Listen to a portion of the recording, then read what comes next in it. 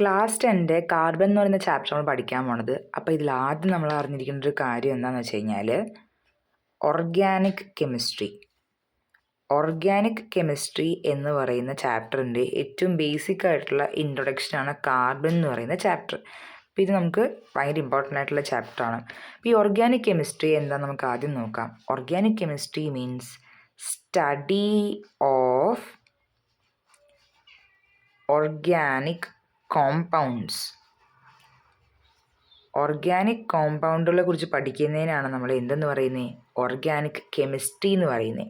Okay, ഇനി what is organic compound? ഈ organic compound എന്ന് പറഞ്ഞാൽ എന്താണ്, അത് നമുക്ക് നോക്കാം. ഓർഗാനിക് കോമ്പൗണ്ട്സ് എന്ന് വെച്ച് കഴിഞ്ഞാൽ those compounds which are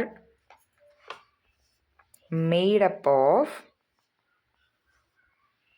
carbon and hydrogen.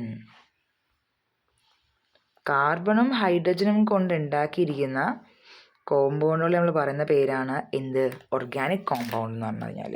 Okay, ഇനി ഈ ഓർഗാനിക് കോമ്പൗണ്ട് എന്ന് പറഞ്ഞാൽ ഇതിനകത്ത് കാർബണും ഹൈഡ്രജനും ഉണ്ടാവണം, അത് മസ്റ്റാണ്. ഓക്കെ, എന്ന് വെച്ചാൽ അതിൻ്റെ കൂടെ വേറെ ആൾക്കാർക്കൊന്നും വരാൻ പാടില്ല എന്നല്ല, വേറെ എലിമെൻസിനും അതിൻ്റെ കൂടെ വരാം. ഓക്കെ, അതായത് ഇപ്പോൾ കാർബൺ ഉണ്ട്, പിന്നെ അതിൻ്റെ കൂടെ കാർബൺ ഹൈഡ്രജൻ, ഇത് രണ്ടും ഉണ്ടാവാം, എന്നാലും എനിക്ക് ഓർഗാനിക് കോമ്പൗണ്ട് വിളിക്കാൻ പറ്റുള്ളൂ. ഇതിൻ്റെ കൂടെ വേണമെങ്കിൽ വേറെ ആൾക്കാരായാൽ നമുക്ക് ഓക്സിജന് വരാം, ഫോസ്ഫറസിന് വരാം, പിന്നെ ഹാലജൻസ് എന്ന് പറഞ്ഞൊരു ടീമുണ്ട്. ഈ ഹാലജൻസ് എന്ന് പറഞ്ഞാൽ ആരാണ്?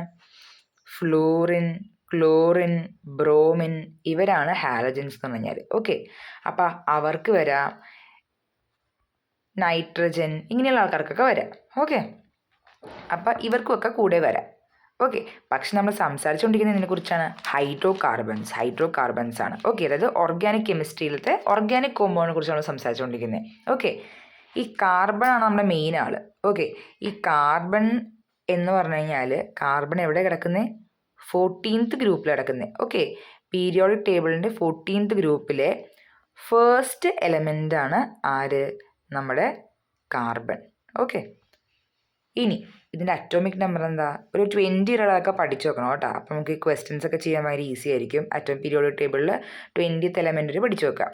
അറ്റോമിക് നമ്പർ ഓഫ് കാർബൺ എന്ന് പറഞ്ഞാൽ 6 ആണ്. ഇത് ഇമ്പോർട്ടൻ്റ് ആണ്, അതൊക്കെ പഠിച്ചു വെക്കണം.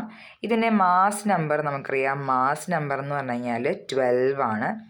ഇനി ഇലക്ട്രോണിക് കോൺഫിഗറേഷൻ നമ്മളെങ്ങനെ എഴുതുന്നത്? നമ്മൾ ആദ്യം ഷെല്ല് വരക്കണം. എങ്ങനെയാണ്? KLMN, ഇങ്ങനെ നമുക്ക് ഷെല്ലുള്ളത്, ശരിയല്ലേ? ഈ ഷെല്ലിനകത്ത് നമ്മൾ ഡിസ്ട്രിബ്യൂഷൻ ചെയ്യുന്നതിന് ഒരു ഇക്വേഷൻ ഉണ്ട്. എങ്ങനെയാണ്? 2n², അല്ലേ? അപ്പോൾ ഇത് ഫസ്റ്റ് ഷെല്ല്, ഇത് സെക്കൻഡ്, ഇത് തേർഡ്, ഇത് ഫോർത്ത്. അപ്പോൾ നമ്മൾ ഈ എന്നിനെ പകരം എന്നിട്ട് കൊടുക്കുക, നമ്പർ ഇട്ട് കൊടുക്കുക. അപ്പോൾ ആദ്യത്തിൽ എത്ര നോക്കാം? 2 × 1², എത്രയുണ്ട്? 2. രണ്ടാമത്തേൽ എല്ലിൻ്റെ അകത്ത് എത്ര കൊണ്ടെന്ന് അറിയാൻ? 2 × 2². അപ്പോൾ എത്രയാ? 2², 4, 4 2s are 8. മൂന്നാമത്തേലോ 2 × 3², 3², 9, 9 2s are 18. അതങ്ങനെ പോയിക്കൊണ്ടിരിക്കും. അപ്പോൾ ഇക്വേഷനിൽ ഇട്ടിട്ട് നോക്കിയാൽ മതി. ഫസ്റ്റ് ഷെല്ലിൽ അപ്പോൾ എത്ര എണ്ണം കൊള്ളും? 2 എണ്ണം. എല്ലിൻ്റെ അകത്ത് 8 എണ്ണം, എമ്മിൻ്റെ അകത്ത് 18. അങ്ങനെ ചെയ്ത് പോവാം. ഓക്കെ, അപ്പോൾ ഇവിടെ നമുക്ക് അറ്റോമിക് നമ്പർ എത്രയാണ്? 6 ആണ്. ഓക്കെ, ഈ 6നെയാണ് നമ്മൾ ഈ ഓരോരോ ഷെല്ലിനകത്ത് കിട്ടിയിട്ട് കൊടുക്കാൻ പോണേ. ഫസ്റ്റ് ഷെല്ലിനകത്ത് എത്ര എണ്ണം കൊള്ളും? 2 എണ്ണം. അപ്പം ഞാൻ 6ൽ നിന്ന് 2 എണ്ണം കൊടുത്തു ഫസ്റ്റ് ഷെല്ലിൽ. അടുത്ത ഷെല്ലിനകത്ത് 8 എണ്ണം കൊള്ളും, പക്ഷേ ഇവിടെ എത്ര എണ്ണം ഉള്ളൂ? 6 × 2 പോയി കഴിഞ്ഞാൽ ബാക്കി എത്രയുണ്ട്? 4. അപ്പോൾ ഈ 4ല്ലേ, ഇതായിരിക്കും എൻ്റെ എന്ത്?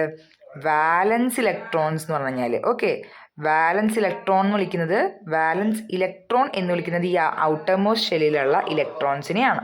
അപ്പം അതിൻ്റെ വാലൻസിയും എന്ത് തന്നെയാണ്? വാലൻസി ഈക്വൽ ടു എത്രയാണ്? അതിൻ്റെ വാലൻസി 4 ആണ്.